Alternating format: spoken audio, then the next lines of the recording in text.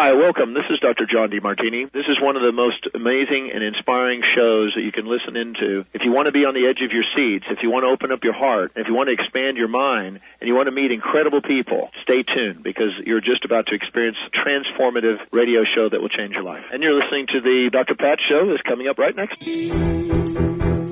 Welcome to the Dr. Pat Show. Talk radio to thrive by. Powerful, inspiring, and coming to you live, bringing you stories of people like you and me, busting through and living life full out. Get ready to dare to wonder what your life would be like if you knew you could not fail.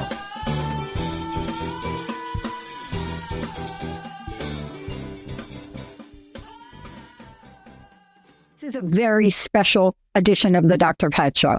I don't know if I'm going to be able to get through this interview without crying because I'm already starting. 20 years ago, almost to the date, something happened to my health. I'm going to say that for the moment. One day, I was great. And the next day, I was not. One day, I could stand up without pain. And the next day, I was not. And that was 2004 on April 1st. And I went on a journey. And the journey I went on is what most of y'all go on. You go to your doctors. You get prescriptions. You go through, I took a year of tests. They tested me for everything. Almost everything. And off I went, and I'm not better. As a matter of fact, I got worse. One day, the angel lady, Sue Storm, telling you folks, this is the truth. The angel lady says to me, angels want me to tell you to Google T3. And then I think you need to go see somebody. I Googled T3. I think it was around 2005. 2 doctors came up, and I thought, I wonder who this Dr. Darvish is. And off I went. And I remember walking in to Dr. Nooshin Darvish's office. And I remember saying something like, the angel lady told me I had a thyroid problem. The journey then begins. But I want to introduce you to not just the journey. I want to introduce you to my friend, a leader, a trailblazer. Somebody that has changed the narrative on health and wellness. Someone who understands and honors women, every aspect of their lives. Someone who has fought to be where she is today. And I am honored that I didn't have to fight all the battles with her, but I've been there. She's a chief medical officer, naturopathic doctor, integrative cancer therapies fellow, Lyme literate doctor, and we're going to talk more about that, anti-aging specialist, and so much more. You see, there are things that I can't tell you about Dr. Darvish to describe, but if you are in her space, if you have worked with her, if you have watched what she has done over for me now, right? We're talking 2005, right? What are we talking about? 19 going on 20 years. I remember going to her to her first office. I remember going to her first office. I think it was by Overlake. And walking in, and she told me to come and bring all of my vitamins. And I walk in there, I got like 2 bags of vitamins, and I walk in and I meet this incredible woman. And what I've come to realize today and honor today, after asking her for probably a decade, when are you going to write the book? I now know how difficult it is. I want to tell you today, we're here to not just honor her, but to honor a beautiful, beautiful work of art. It's an honor to be here with her. It's an honor to be talking about a book, The Golden Gate. We're going to tell you, we're going to talk about where it comes from. But this is Unleash Your Feminine Powers to Graceful Aging. But it's so much more than that. I was not well. I would not be here today. I watched my friends and colleagues around me pass away. And I'm telling you, I am here today because of her boldness, her innovation, her willingness to try things with me. Some days when I say to Dr. Darvish, hey, can we have some more colloidal silver? I honor her for educating me. But I also want to honor all the people that have had the opportunity to work with her, some that are here and some that are not. And what I want to say to all of you, in the face of defeat, in the face of thinking as a woman you are less than, in the face of everybody on the planet telling you you can't, I hope you read this book, because you will get a new light. Now, the other thing I've watched is a brand new way she works with people. Innovation is not the way to describe her. Amazing. That's the way I like to describe Dr. Nooshin Darvish, my friend and colleague. It's great to have you here, Dr. Darvish. I'm telling you, I'm not going to make it through here without crying. I just put on the makeup and it's not going to work. I'm so grateful to you and so humbled that you have been a mentor to me and you have led me down this path alongside of me. You've walked and we've both grown in so many ways. You're a leader, a bold leader, innovator. And so I think we resonate quite a bit at so many levels. And it is really my honor to be here with you today and to share what we can in order to help the world around us become a much more peaceful, much more effective, much more powerful society that can transform lives from within. So I want to bring something up. I want to bring something up, and I know it's a flashback. I remember, okay, we're going to laugh a little bit, we're going to cry a little bit, and we are going to talk about the book. But this is all part of the journey, and it actually has to do with how the book got named. I remember you call me one day, right? And you say, I think you said, John and I want you to come and MC an event. And I said, okay. I said, what's the event? Do you remember the event? And Dr. Darvish said, well, it's an event because women, right? Persia, Iran, women in this country are being persecuted and denied education. And I thought to myself, oh my gosh, I am not worthy of that. Why would she ask me to come to do this event? I educated myself. I came to the event and it was such an honor to be there, but it was also part of learning your journey and the journey of your family and your mom and women around the world. And that changed the direction for me, Dr. Darvish, in so many ways. It changed the focus for me and what became important. Now, having said that, fast forward to where we are today, that I don't have to haunt you about when you're going to write the book. Congratulations on a phenomenal accomplishment. Thank you so much. It's been quite a journey, yes. It's been quite a journey. I was going to say much more difficult than I thought it would be, but well worth it in that it allowed me to heal personally as well. Yeah. And I do encourage everyone, if you're not going to write a book, write a journal. Journal, write down, because it allows each one of us to really reflect and meditate on the deep-seated conflicts within ourselves and to see the resolution that comes out of that writing, not only on a physical basis, but also on a spiritual enlightenment basis. Oh, I have come to learn, thanks to you, I have come to learn you cannot separate them in the healing journey. There's a question I've been asking people for 20 years, Dr. Darvish. I'm not quite sure if I've ever asked you this question, but I have asked. I've asked everybody from Shirley MacLaine, Olivia Newton-John. Now it's your turn. This is the question that most of the listeners want to know. I just introduced you to them, but here's what they really want to know. They want to know, Dr. Darvish, from where you sit, given everything you've done and given the things you are to do, what are some of the challenges and obstacles you've had to overcome to bring you to this very moment? It goes back to the book, The Golden Gate. And I share some of those challenges. And the first one is being a woman. And the second one is being a Persian woman in a country that is mostly male dominant, masculine country, and trying to create a path forward for healing for not only people around us, but specifically women. And as we learn in the book, there is quite an inferiority belief system that women have been journeying with for centuries. And it's engraved in ourselves. In some countries, it manifests in one way. In other countries, it manifests in a more horrific way. For instance, in the Middle East, girls are being poisoned at school because they're not supposed to be going to school. They're not supposed to be educated. Girls are being mutilated. They're being tortured and killed in Iran because girls are not supposed to be educated. They're too powerful, right? here in the U.S. and North America, we see that prejudice towards women in terms of leadership, that it's much harder for us to get into leadership positions because we are women. I have to tell you a story. Just a few days ago, I had a female friend, who came up to me and said, I want to talk to John, my husband.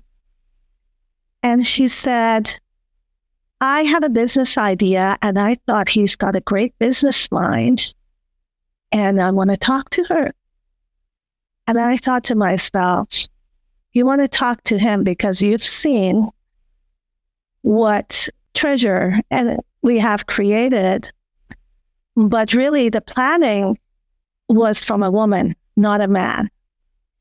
And so it's amazing how even people who know, women friends who know the work that a woman has put through into creating a business, into creating something that is beneficial for the world around them, that they still see it coming out of a man's system. There's no question. Look, in the past month, I've had 4 people approach me to try to buy my business and 1 person called, right?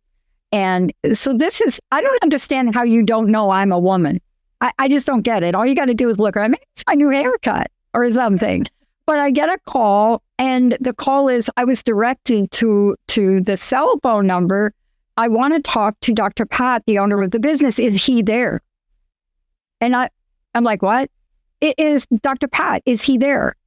Patrick. Is Patrick Baccili there? I'm like, dude, I'm Dr. Pat. He just hung up the phone. Oh, my Lord.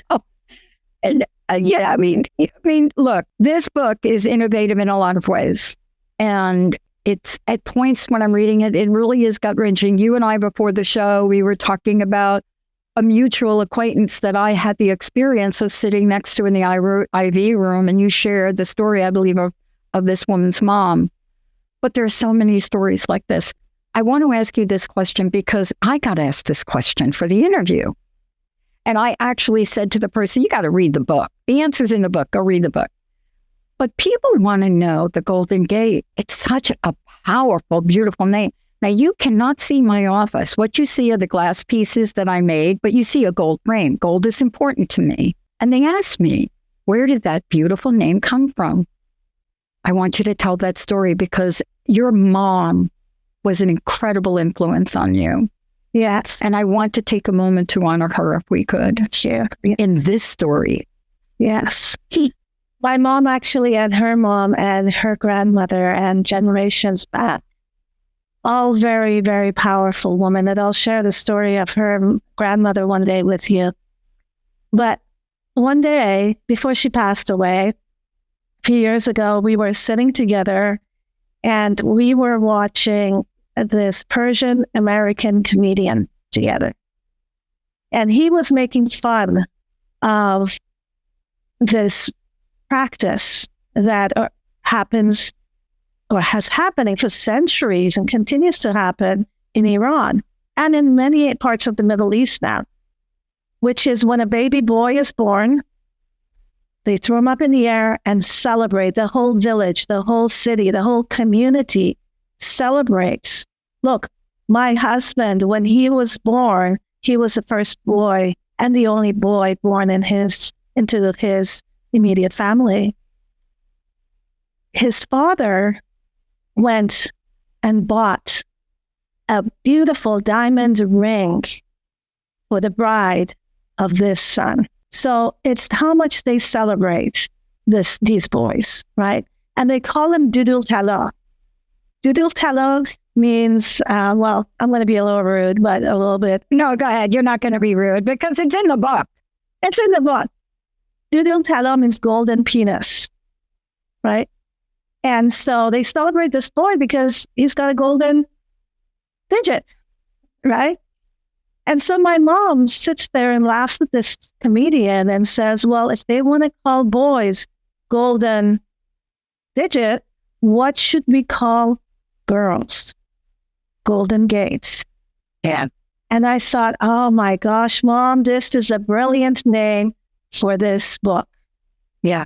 because this is a book that is about how women are the golden gates. We are the gateway to everything in this world. We are the gateway to past generations, to every prophet that came into this world, to future generations. But more than that, we are the gateway to peace and kindness and love in this world.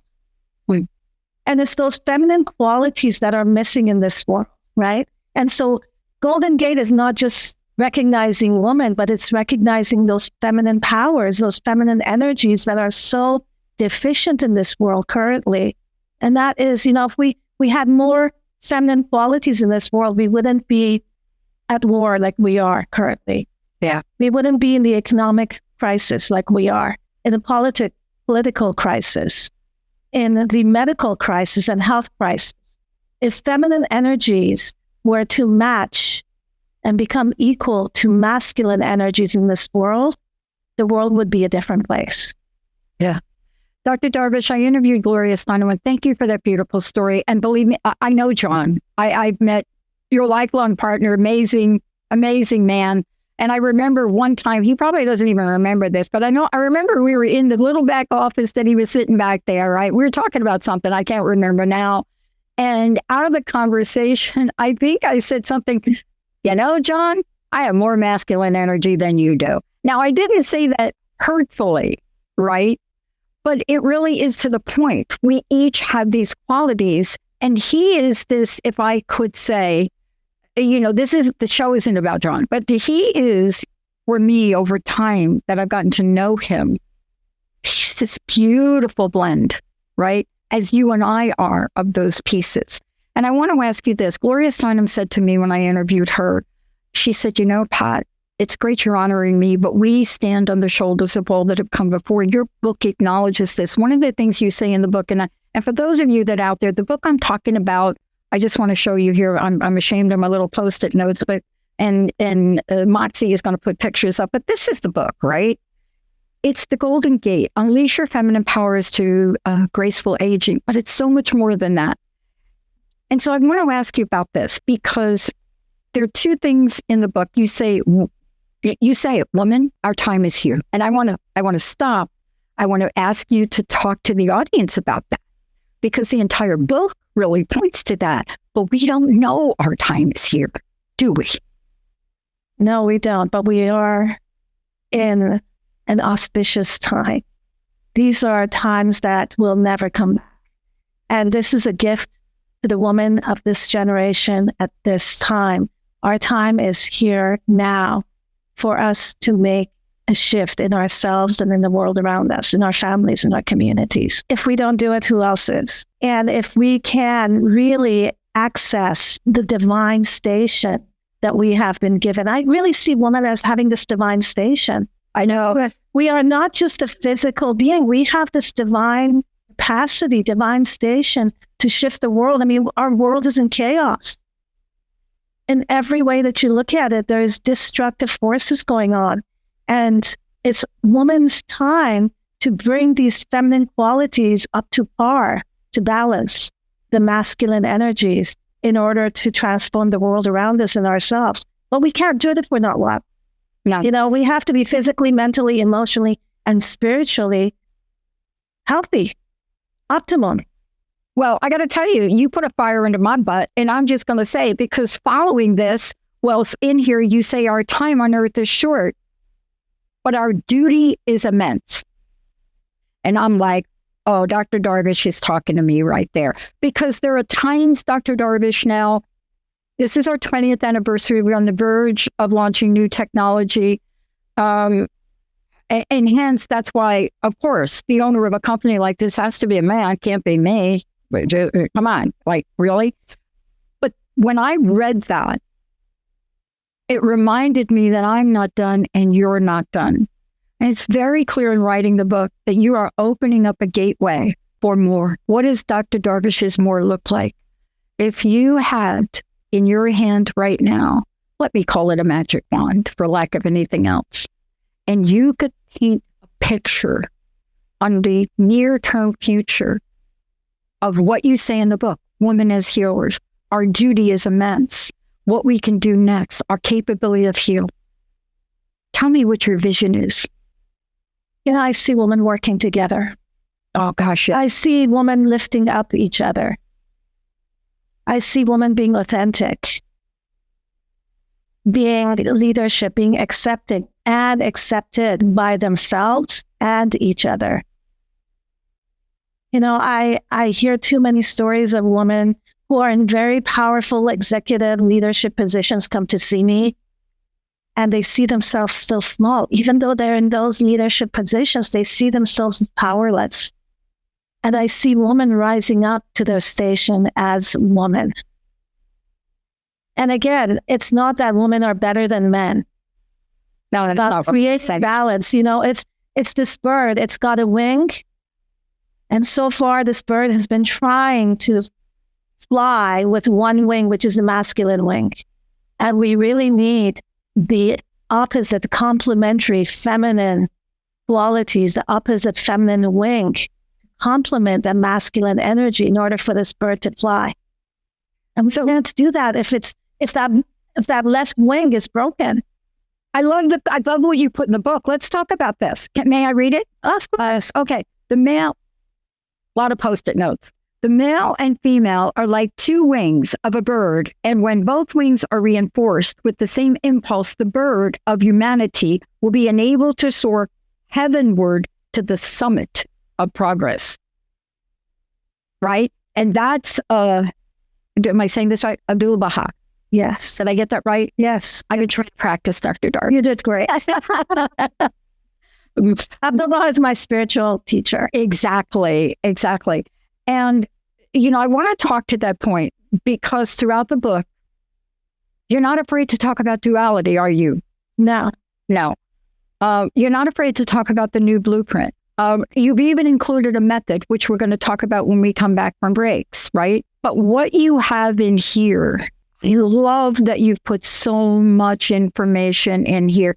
Okay, I had no idea that in 2022, women spent $7.1 billion on Botox. Now, why am I bringing that up? Well, you know why I'm bringing it up, right? When are we going to believe we're enough? Exactly. And accept ourselves. There's $7.1 billion spent on Botox. We complain that big pharma is taking over our society. And yet we're the feeders into that billion-dollar, trillion-dollar pharmaceutical industry. We women are the feeders. Like we're feeding that system. We go to the doctor more frequently than men do. We are taking more medications than men do. We complain about symptoms and then do a quick fix with prescription drugs a lot more than men do. We're feeding this big pharma, and yet we complain about feeling powerless. So it's time for us to change the way our health is, the way we see things, the way we live life, and eliminate the usage of pharmaceutical drugs, because our body has this innate capacity to heal itself. When are we going to recognize that the body has been given all the tools it needs? It's just that we need to get out of the way of its healing and give it what it needs. I got to mention something. Are you ready for this? Get ready. Sure. Okay. One of the highest points in my healing journey, and for those of you that know, when I got the diagnosis, I was in a conventional medicine situation. And Dr. Darvish, we didn't change that. I worked with Dr. Overman. And I remember the journey I went on every time I met Dr. Overman and I explained what we were doing. The moment of miracles, it took years for you and I, was when Dr. Overman just looked at me one day and said, we can learn a lot from both worlds. And that was a turning point and a tipping point. And I want to ask you this question. We have been through a lot, you've seen a lot, but in the book, you talk about the wisdom of healing. I want to take a moment for people to hear what that means from you directly. Well, it's really comprehensive, right? The wisdom of healing. It's our body has this innate system, this inner compass that knows what it needs and what it doesn't need. It gives us signals. For instance, if you have a headache, that's a symptom of something deeper going on. Maybe your liver. Maybe there is resentment, anger that we're holding on in that liver that we're not even aware of. We can just access that. The headache goes away. We can just acknowledge the fact that we are carrying some resentment from a childhood trauma. The headache can go away. Our body is really wise in that capacity, and we have been given the tools. If you look around in our environment, the plants, the microbes, we talk a lot about the microbiome now, the bacteria in our gut, the bacteria in our brain, the nervous system. We have bacteria everywhere, whole colonies of these that are like a symphony. And we disturb the symphony continuously, and it starts even from birth, right? If we can go back and correct these things, and we can, then the body can click in and recognize what it needs and starts on this snowball effect of healing itself. It can be very, very powerful. But our spirit also impacts that. Our minds impacts that. Our reality, our thoughts are our reality. That's one of my favorite quotes, is what we're thinking up here can manifest itself on a physical level. If we're thinking that we are small and sick and weak, we will exhibit that. There's studies looking at dwarfism. I don't know if you remember reading that part. They found that kids that were injured and traumatized and saw themselves small because of isolation and neglect, that they wouldn't grow. But as soon as they shifted that, as soon as they give love to that child, as soon as they created an environment that was kind and loving and nurturing, that child suddenly grew tall. And it's the same for ourselves, Oh, yeah. Negative thoughts. If we are thinking that even small things, it's that inner voice, becoming aware of that inner voice, like getting on this podcast, I could have chosen to think, oh, this is going to be a failure. I'm just going to fumble around it. And that's the way I'm going to be, right? But if I'm going to say, oh, I am a manifestation of all of my ancestors behind me, and they're standing right behind me energetically, spiritually, and whatever's meant to be will come through their guidance, through the guidance of the Holy Spirit, or whatever people want to think about, the universal energy, the universal God, whatever it is that the people's belief system is. If we access that and recognize that it's only powerful joy that exists in the supreme elevated energy above us. I don't know if I'm making myself clear. You are making yourself very clear, because I had the same thought. I mean, I'm talking to Linda, right? And I'm like, Linda's like, did you read the book? Did you read? I said, yes, I read the book. She said, my gosh, you've got so many Post-its. You can't see them in the book.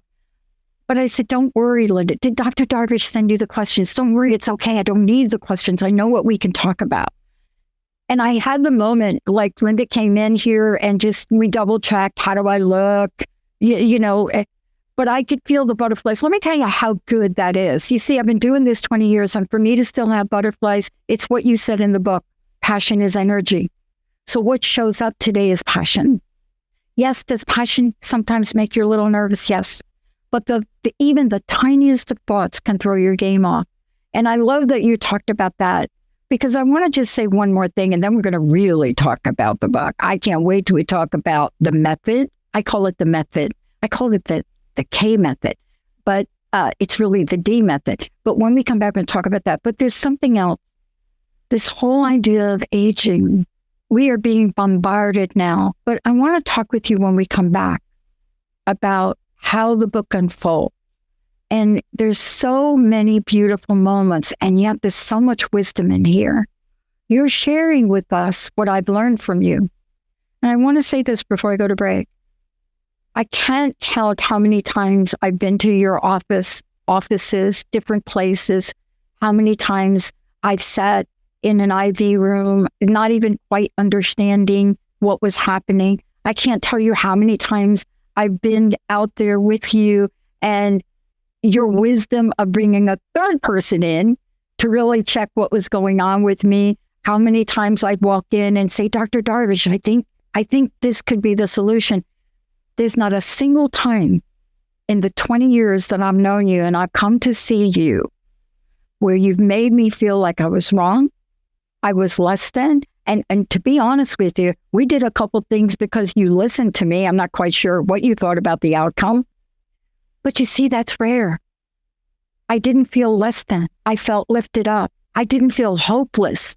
When everyone around me was telling me there's no hope, you'll be in pain for the rest of your life. You're not going to stop the deforming of your joints. You're not going to be able to walk. You see, this is what was being told to me.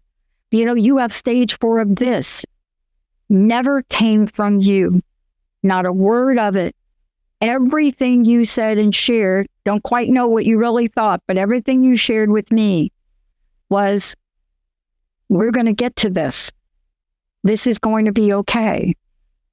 We're going to try. And believe me, I'm talking about times when you fast forward to where we are today, to where we were. You came out of the gate innovative. You stayed at the top of what was going on. You went out and studied and became masterful at cancer therapies because you saw the writing on the wall. You see, this is what I want to say. That's not in the book, but that's what the book is made from. This is a book made from your heart. It's created from your heart, your soul, your spirit, and your God.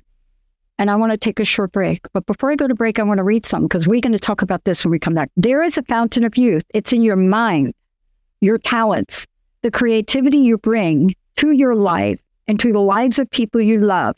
When you learn to tap this source, you will truly have defeated age. When we come back, we're going to talk about that, and we're going to talk about what Dr. Darvish is doing to help so many of us move beyond the physical into true healing. Stay tuned. drdarvish.com is where you can go. Dr. Darvish. You're seeing in this video, you're seeing the book, you're seeing the website. Please, there's a special event, which we'll talk about too when we come back. Stay tuned. We'll be right back.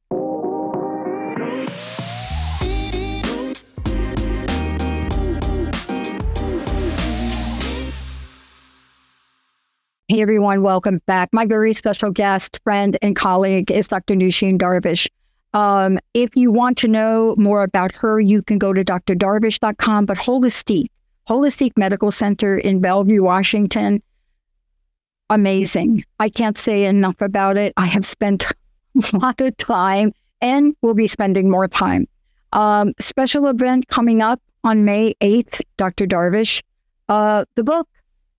And, you know, for people that want a copy of the book, what is the best way for them to plug into this now? Well, it's called The Golden Gate. And if you go to the Golden Gate, actually goldengatebook.com, it will be releasing on May 8th on all the major online bookstores. So you can go to goldengatebook.com or Google or go on Amazon and put in Golden Gate Book or my name with it, and you'll find the book being available starting May 8th. It's in hard copy, soft copy, and ebook, and hopefully audiobook will be coming up soon, because I know there are people who just like to listen to books.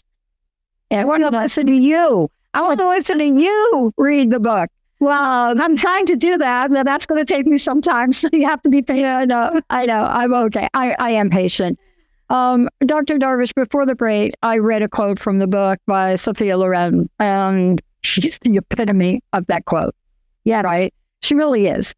And, you know, one of the things that the book covers, and I want to just make sure I'm very clear, you're very, very powerful. And the way you describe the journey of women, even when we go through our cycles, you know, menopause in women.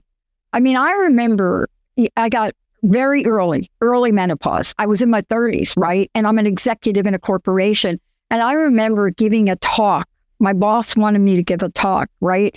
And I remember I just totally pitted out my shirt. I mean, it was the last time that I ever wore just like a shirt without like a jacket thing, right? And I remember doing that. And you would have thought that somebody died. My boss made such a thing of it and embarrassed me in public. And I'm just one person that went through that.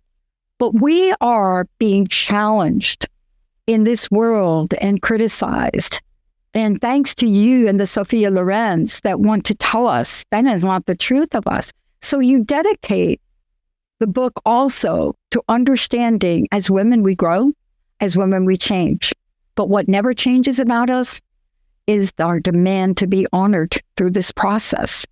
And we have to start with honoring ourselves. Isn't that what Sophia Loren is alluding to partially there? Completely. You alluded to menopause and the journey, and it really starts with the cycles, the menstrual cycle. And some women have such a difficult time with menstrual cycle. I remember one of my best friends growing up, every time the month came up, she was throwing up, migraine, just not well. And yet, it's a time for us to take a break from our mundane routines, from what we are used to doing. And it's a time for us, even though some of us may be in pain or in agony, is to look in and see where is all that coming from. A lot of times it's what we're holding in our liver, right? In our nervous system and in our spirit.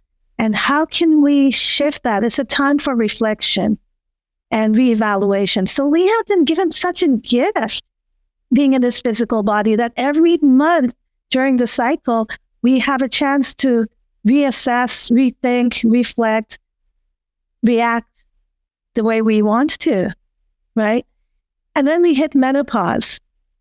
And menopause can be, like you explained for your journey, can be really dramatic for some people, not only on the physical level, but the reaction that women get from the world around them, especially if you're in business and in leadership positions, sitting there and sweating and changing your jacket and so forth because you're getting a hot flash, or you need to leave the room because you're nauseous, or you can't come to the office because you've got a headache, or you broke out in a rash because your hormones are on a stress mode.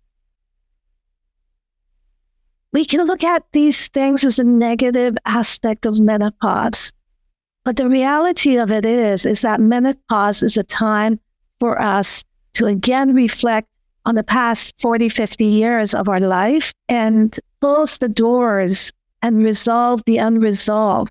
Look to see what lessons we have learned from those 40, 50 years. And then open up a whole new book. Not a chapter, a whole new book, right? And it's our time to reinvent ourselves. It's a time to reinvent who we want to be. I mean, I see, my mother, for instance, my own mother and all of my aunts. I could say she had 5 sisters, so I've got 5 aunts on my mom's side. And after they went through menopause, each one of them started new businesses, right? In a country where they were immigrants, like you. They were immigrants. They did not know the English language, but they persevered. And they delved into their capacity as women, where men started, usually men, once they get to the age of 60 and their hormones are declining, they like to retire and become more stay at home, easygoing, garden and so forth. But women, their testosterone level goes up. Oh my God, that's what happened to me. Right? And then reinvent. You want to create. And so businesses come out of it, new projects come out of it, all sorts of different amazing lights light up in our heads, in our minds, in our souls, and we are able to create more. So menopause, I don't see it as a negative thing. No, I don't either. And believe me, I have had, as you read in the book, quite a journey. Like my stress level during menopause went from perimenopause, I should say, from 1 or 2 to 12 out of 10, right? But still, I think it was meant to be for me to create and continue to become who I am. And I'm not done with becoming who I am. Oh, no, we're not done. No. And we're not done. We don't even know. I mean, I don't even know what the next stage is. You ask me how do I see myself? I don't even know. But what I am is I am open. Yeah. I am open and I'm detached from anything that might be holding me back. I am willing to let go. And I think that's part of the menopause process, is to let go of our fears, letting go of our preconceived ideas and notions of what we should be like, what people around us should be like, what our kids should be like. We have to let go of so much. We have to let go of our kids going into, becoming empty nesters. We have to let go of our parents going through their journey of life and passing on. There's a lot that we are forced to let go as we go through menopause and post-menopause. But I think at the end of it, it creates a wise soul. This is what we're talking about. This is not a time to go quietly in the night, but what you do in the book is you explain it to us so we don't think we're losing our mind. People thought I was losing my mind, Dr. Darvish, but I wasn't. I was waking up. You're waking up. You are waking up and you are transforming. You are butterfly releasing from that shell of that caterpillar, just breaking through. And I love what you said. Somebody asked me the other day, well, Pat, we know you're going to launch this new technology, new this, new that. They asked me all the what questions. I said, here's my answer. I don't know what I don't know. And I'm really okay with that. I don't know what I don't know, but I'm being divinely guided. Now, I want to talk to something about the book. I need to say it. In the book, in smaller print, on the cover, got to talk about this. This is what you exude. A guide to living longer and healthier with joy. We got to talk about joy right now. We have to talk about joy. Talk about joy, because joy, right? I want you to tell people what the word is for joy, that they're going to see over and over what the method is, because I want people to understand that what you do is infused with joy, isn't it? It is. Joy in Farsi, in my native Farsi Iranian tongue, it means hush or khush. And growing up, my mom, even to the end of her life, the last moments of her life, she would say, hush bash, in American pronunciation, hush bash.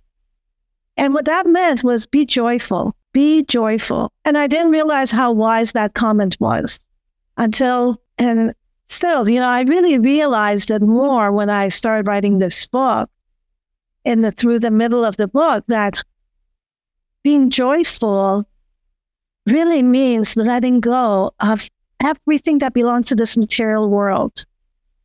All of our grief, all of our anger, all of our negative emotions are a result of our attachment to what happens in this physical world, right? So when we become sad, it's because we lost a physical dog. My dog was put to sleep a couple of weeks ago. So, you become sad because I lost something physical. I may get angry because of something somebody said, right? It's all has to do with what's in this world.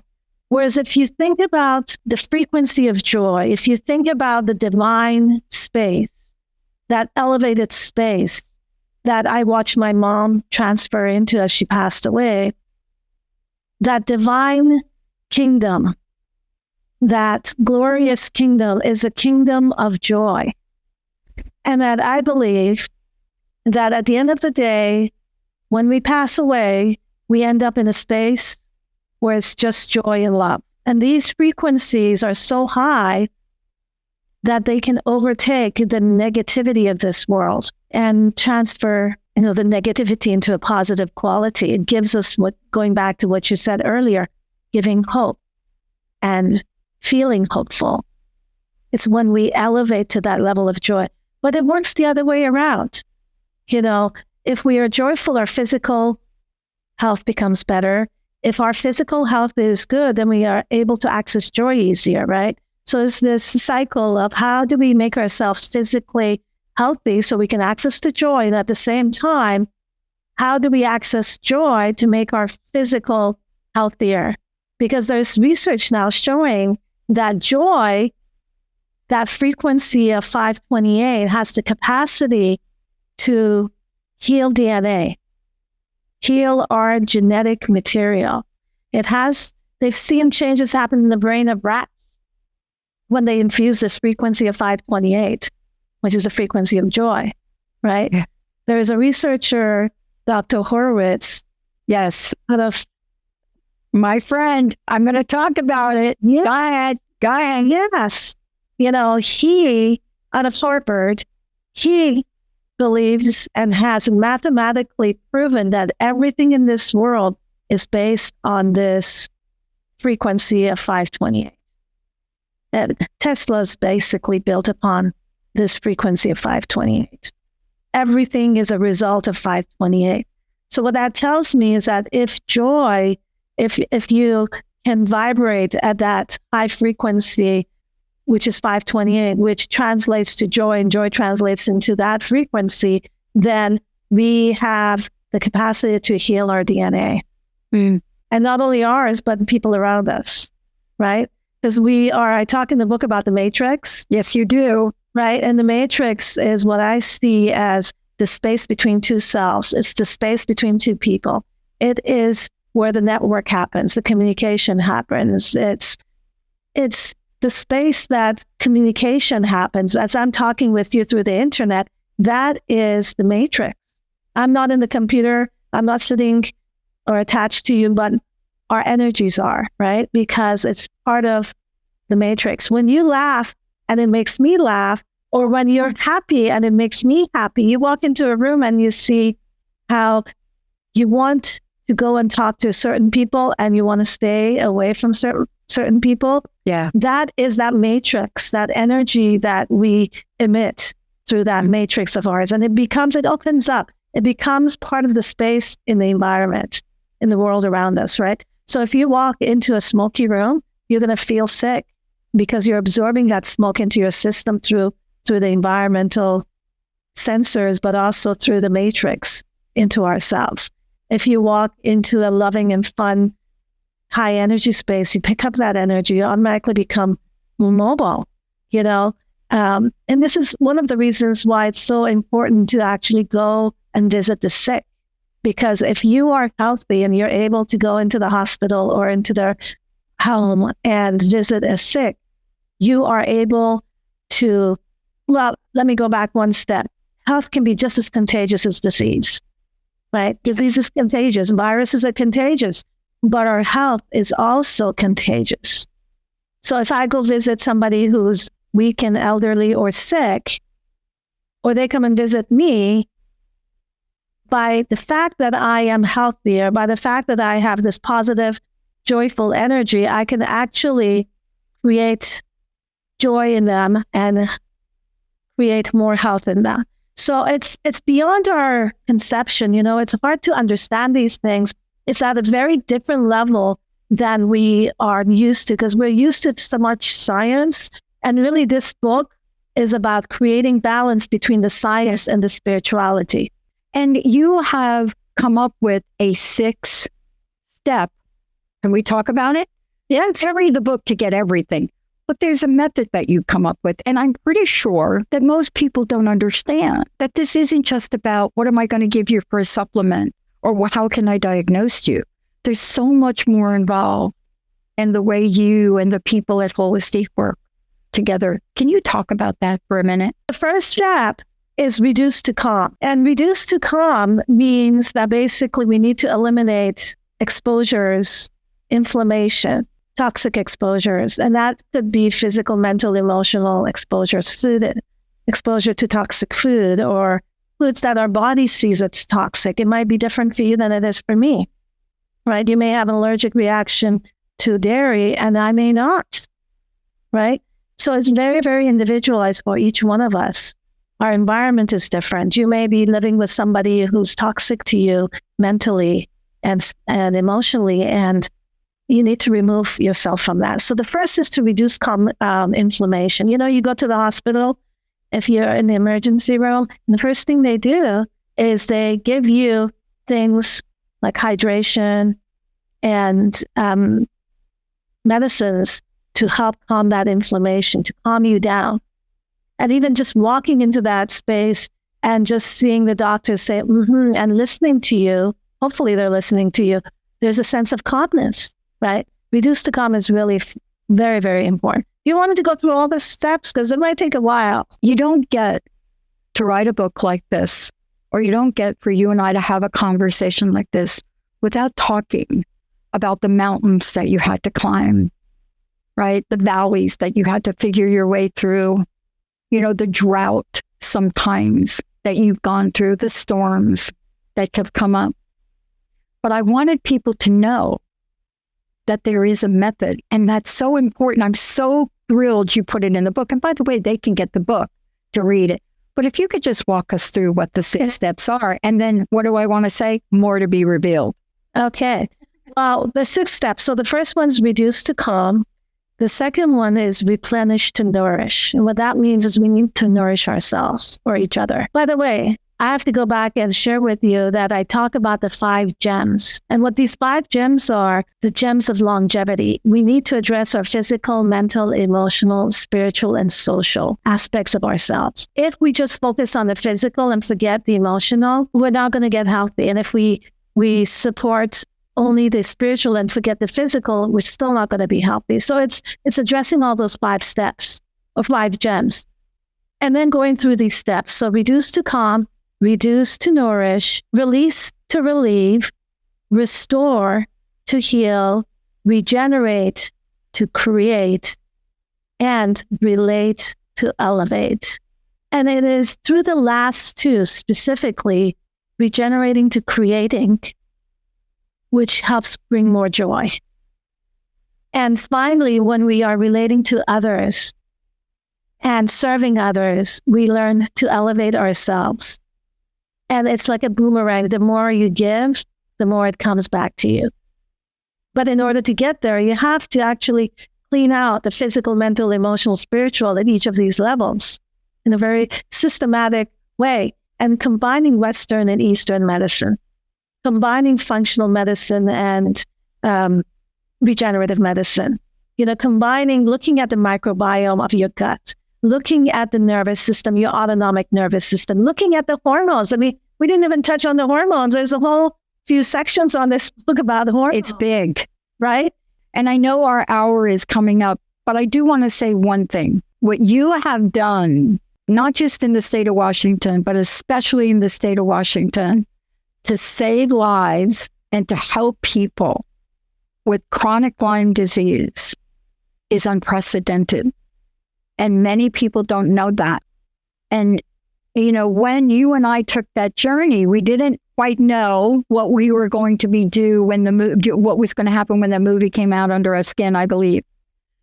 And the reason I'm bringing it up is, I don't know if you remember this, but there was one of the characters in the book that was ready to get on a plane to come see you, and she passed away in her sleep that night. See, I get asked, have you given up on being an advocate for that? And I've said, no. You see, there are things that you and I, but more you can't avoid, because people come through your office every day and they show up and they don't know what's wrong. And people have said, we can't help you. And I have never heard those words out of your mouth. And that's why I'm so honoring of you. And that's what's not in the book. See, that's the part that I know about you, that I want the world to know about you. I've never heard you say it to anyone. Do you remember my buddy Rich that came with the brain tumor? Mm-hmm. You didn't say that to him. You reduced that brain tumor. My friend Carla that came to you. I don't even understand the cancer language. But you see, you've never said that. And Dr. Darvish, I want to bring this to this point. You kept looking for answers. You didn't always have them. But I knew when I came back, I was going to get something new. I knew there was going to be something that you were doing that nobody did before. You were what? The first person, I think, in the United States to have an on-demand machine. Now, you all can look that up, but that's not my point. You don't give up on people. You don't give up on your faith. You don't give up on how we're guided in this world. You don't give up on yourself. And you are creating a new portal, the Golden Gate portal, for people to come and be respected and honored regardless of where they are in their emotional, spiritual, physical, and mental journey. See, that's what I have to say.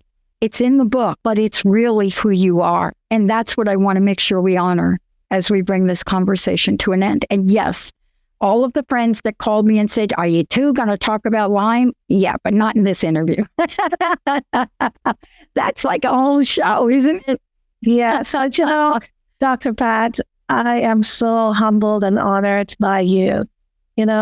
Like I said, it takes two to tango. That matrix impacts each other. We impact each other through that matrix. Mm-hmm. And so it's not just me, it's you. And it's this reciprocity that happens between the two of us. We're a powerful duo, right? And women can be a powerful duo. We can be a group of powerful women to transform the world around us. We are spiritual beings journeying this world in a physical body. We are much more than our physical being. We can captivate that joy that belongs to the world beyond and bring it into this world. And with that, we can heal ourselves and each other.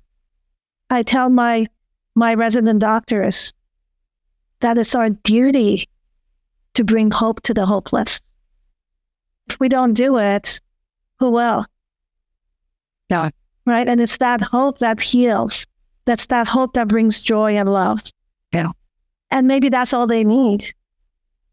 And healing doesn't necessarily happen at the level that we think it's going to happen. It doesn't mean that we're going to heal at the physical level.